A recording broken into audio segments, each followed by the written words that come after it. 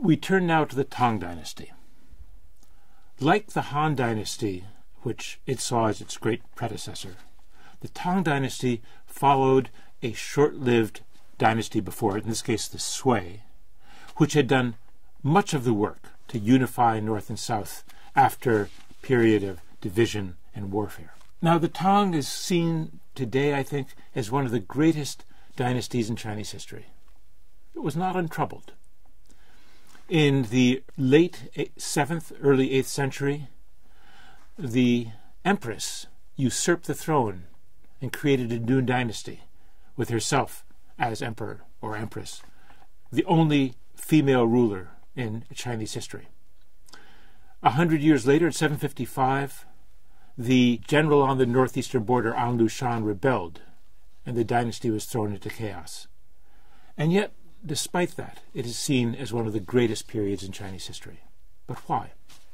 Was it the territorial expanse of the Tang, which in some sense gives us a sense of China as the great hegemon of East Asia?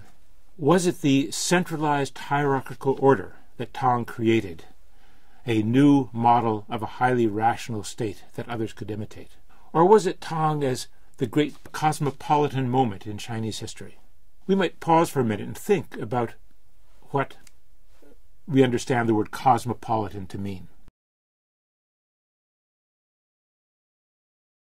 I think one of the things we'll see is that cosmopolitan can mean at least two things. One is to take in from the world, but at the same time to give something back to the world. And both of those things, I think, you'll see are true of Tang. But in order to understand why it could be a great cosmopolitan country with a centralized bureaucratic order, with a vast territorial expanse, we need to talk about the Tang system itself.